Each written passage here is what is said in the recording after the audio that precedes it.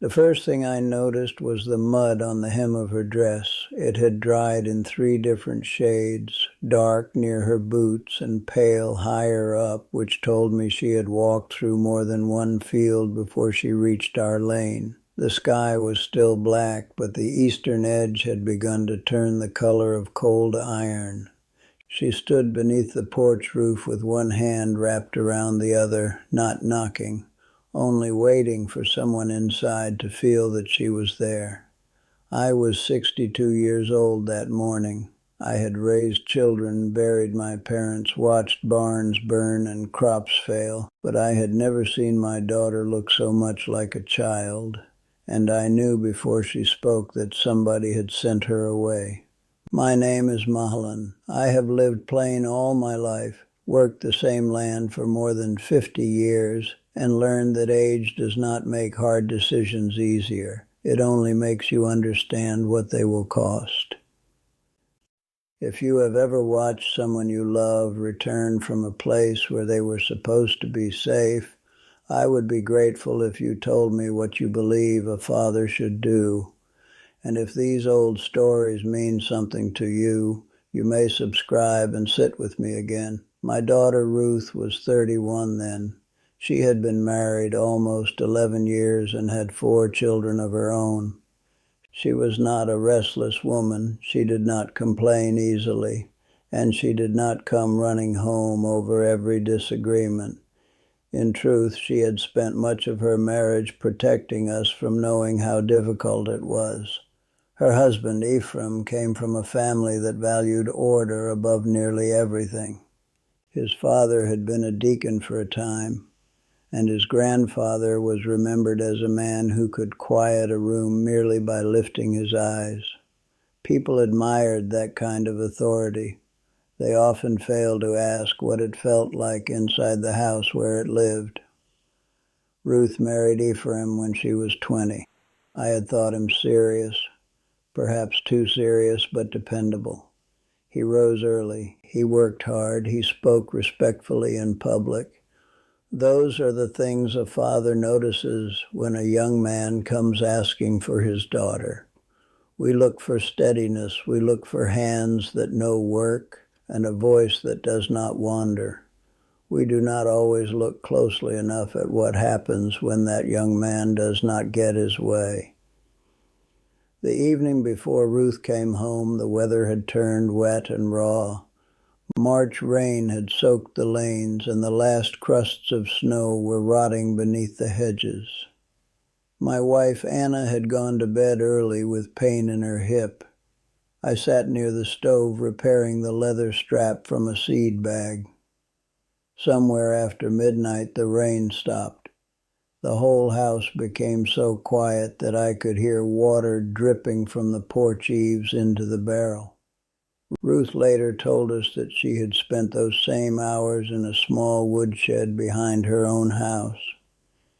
Ephraim had placed her there before supper. He called it a night of separation. His father had done the same to his mother and his grandfather before him. In their family, when a wife challenged her husband's authority in front of the children, she was made to sleep outside the house until morning. The purpose, they said, was to give both husband and wife time to cool their hearts. That was the word they used, cool, as though cold air could make one person obedient and the other person righteous. The disagreement that began, it was small enough to fit in one hand. Their oldest boy, Samuel, had dropped a milk pail in the barn. Ephraim believed the boy had been careless. He told him he would not eat supper and would spend the evening cleaning stalls alone. Ruth said the punishment was too much for an 11-year-old who had slipped on wet straw. She said it in front of the other children. Ephraim took that as open defiance. There are moments in a family when 2 matters become confused. One is the thing that happened. The other is who has the right to name what happened. The pail no longer mattered.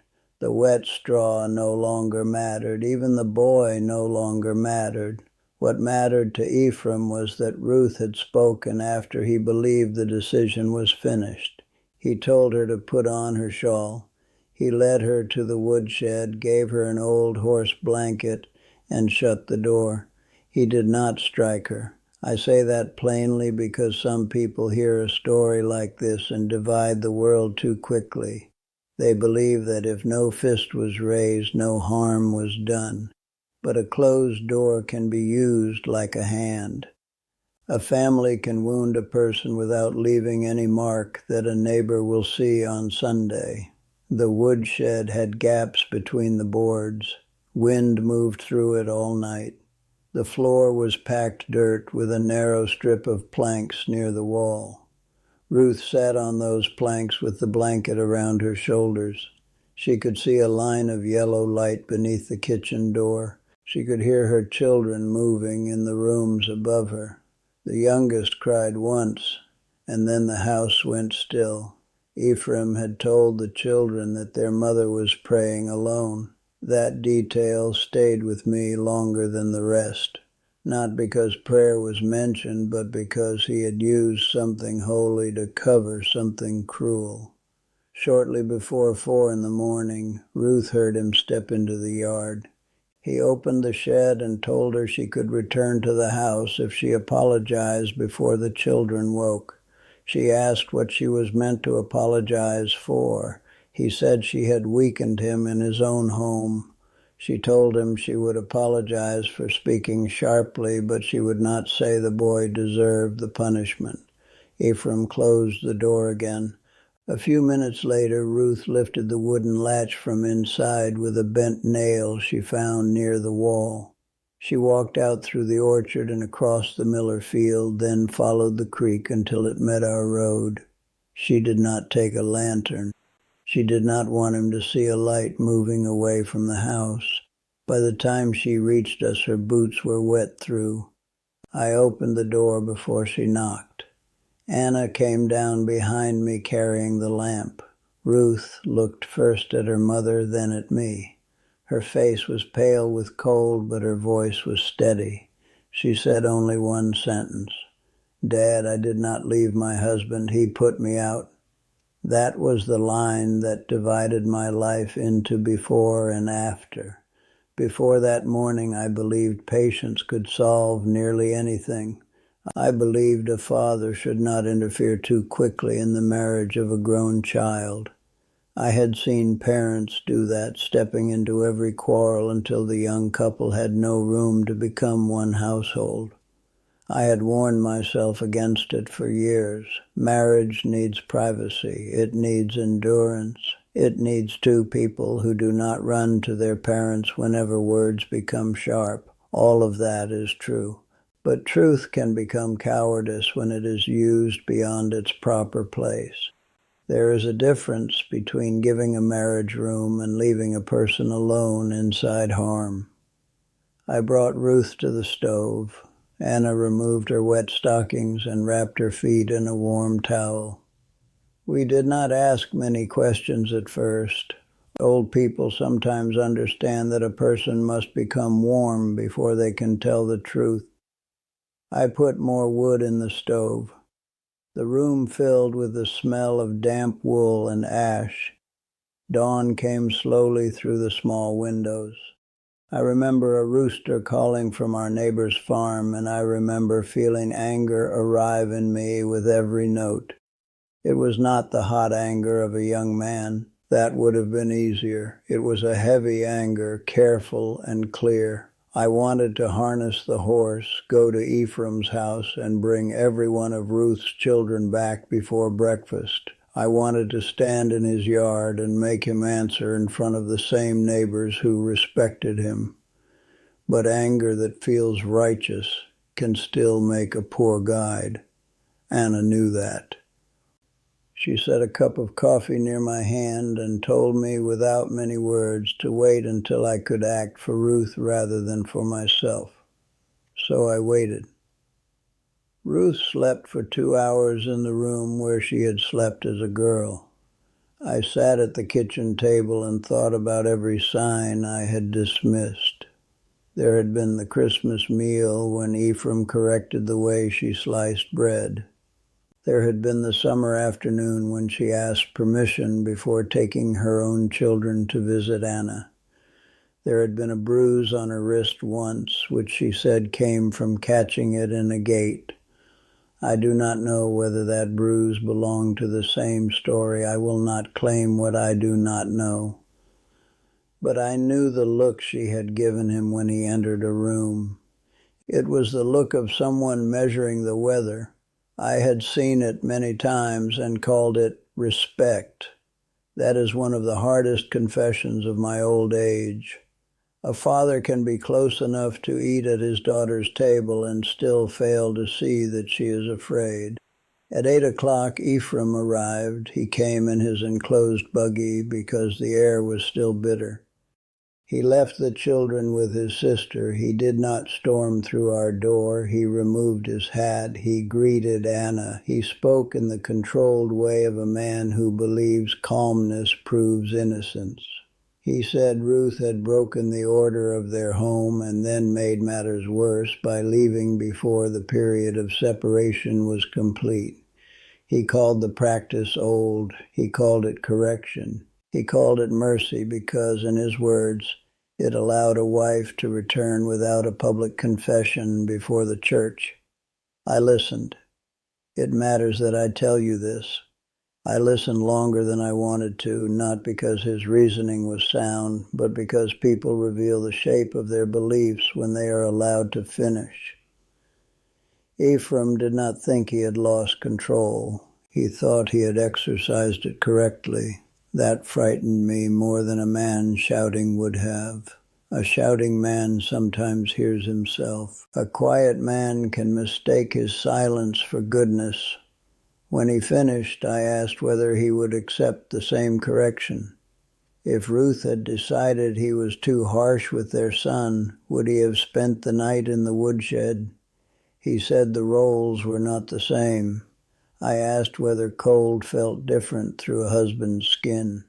He had no answer for that, though he tried to give several. Then he said the practice belonged to his family and had been understood for generations. That was when I told him that age does not make a wrong thing holy. A rut can be old. A rotten beam can be old. A lie can be carried by grandfathers until grandchildren mistake it for inheritance. Tradition is not a word that ends a question. Sometimes it is the word that should begin one. Ephraim's face changed then. Not much. Only enough for me to see that I had stepped outside the place he had assigned me. He reminded me that Ruth was his wife. I told him she was also a grown woman, a mother, and my daughter, and that none of those truths canceled the others. He said she must return with him immediately. I told him she would decide after she had slept, eaten, and spoken with the people she trusted. I did not say she would never return. I did not say their marriage was finished. Those decisions were hers. But I said she would not be let out of my house like livestock that had crossed a fence. He left without her. By noon, 2 ministers knew. By evening, half the settlement knew, though each person carried a slightly different account. Some said Ruth had abandoned her children. Some said she had become rebellious under the influence of outsiders, though she had barely spoken to anyone outside our church. Some said I was undermining a husband's authority. A few older men remembered similar practices from particular families and treated the whole matter as unpleasant but ordinary. That is how harm survives in close communities. Not always because everybody approves, often because enough people are willing to call it ordinary. The ministers came to our house the next day. They were not cruel men, I want that understood. They were cautious men, and caution can look like wisdom until someone needs protection quickly. They asked Ruth whether Ephraim had hit her. She said no. They asked whether he provided for the family. She said yes. They asked whether she had spoken against him before the children. She said she had disagreed with his punishment. Their questions formed a narrow gate, and because her experience did not fit neatly through it, they seemed uncertain what to call it. One minister said that every household had its customs.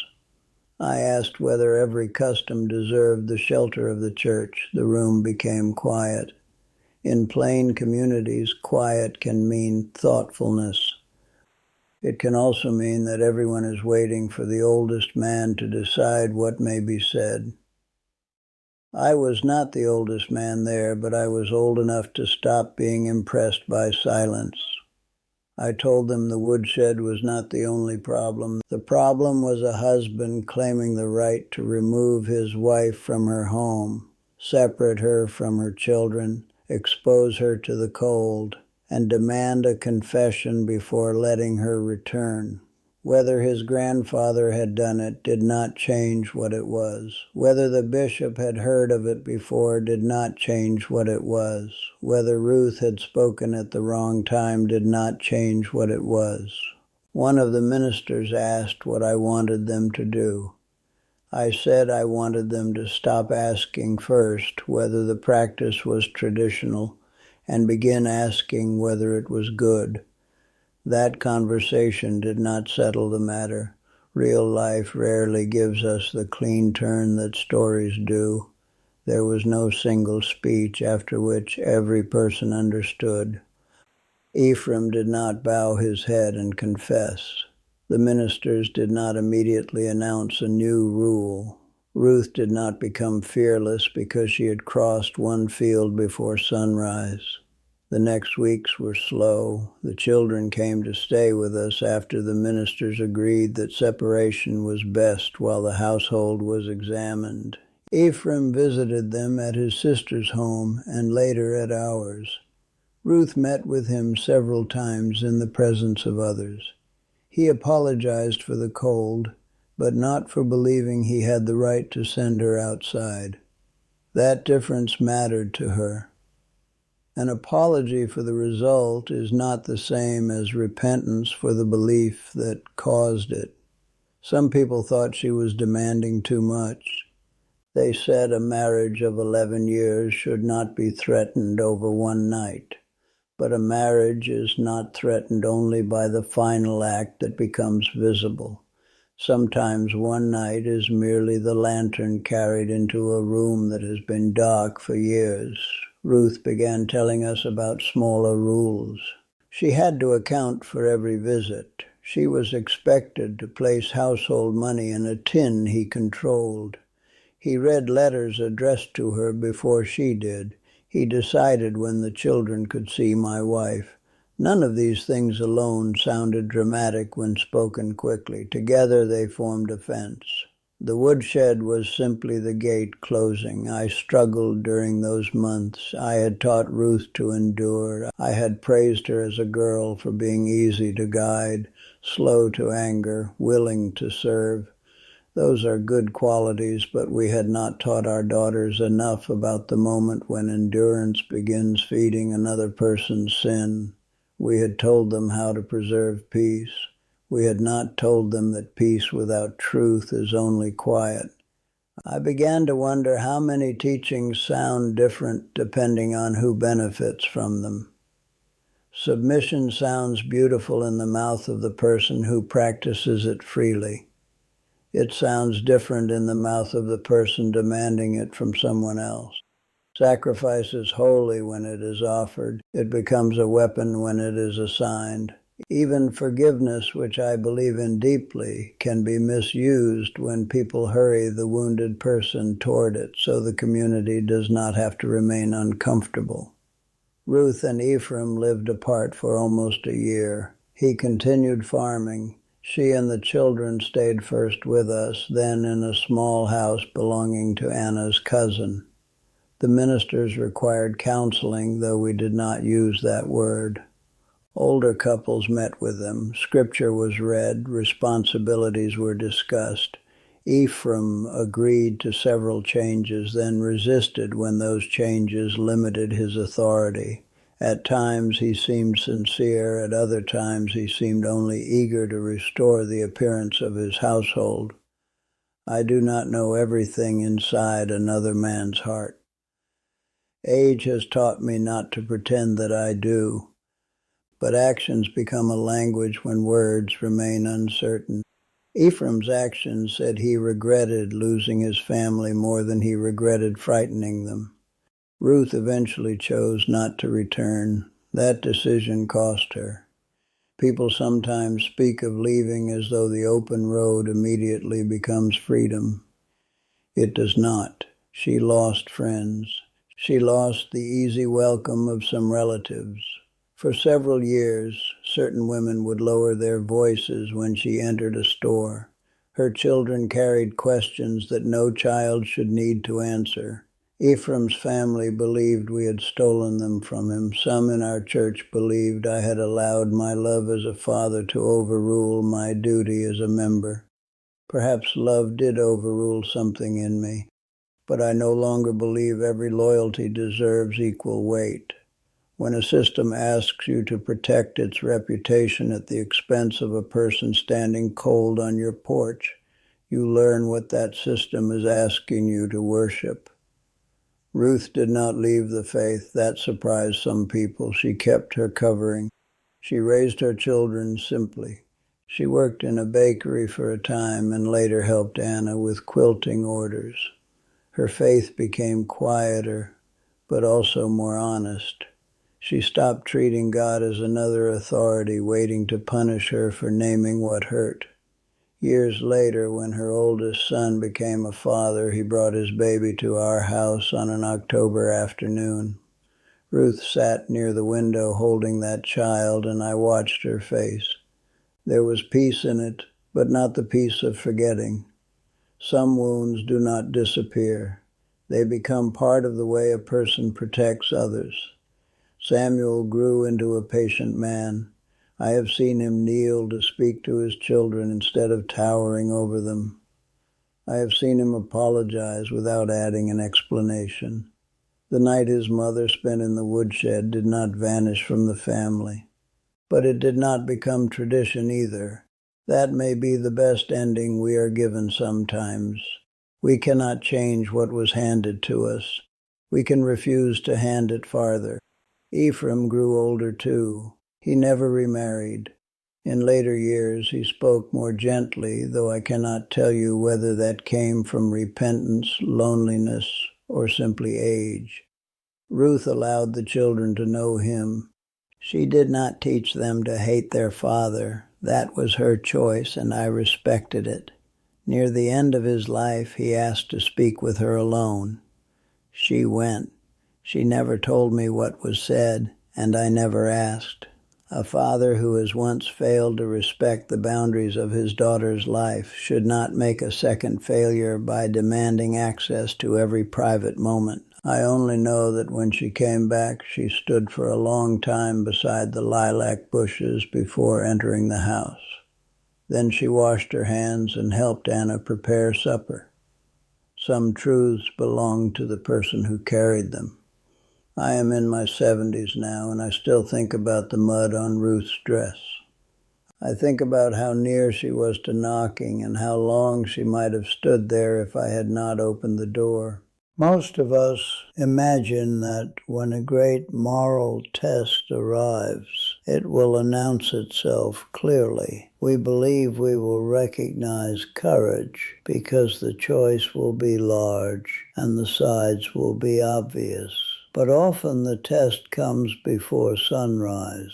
It looks like your own child standing beneath a porch roof. It asks whether you will defend an old arrangement or make room at the stove. It asks whether tradition is serving people or people are being sacrificed to tradition. 70 years have taught me one plain thing. What we inherit deserves respect, but not surrender. Faith should make us more truthful, more merciful, and more willing to protect the vulnerable. When a custom does the opposite, its age is not evidence in its favor. It is only evidence that nobody stopped it sooner. If someone you love comes home before sunrise, do not begin by asking what rule they broke. Open the door. Help them become warm. Listen until you understand what happened. There will be time later for every other question. Thank you for sitting with me through this memory. If you would like to hear more stories from a long Amish life, you may subscribe and return when the next one is told. And I would like to know this from you. When does preserving a tradition become less important than protecting the person harmed by it?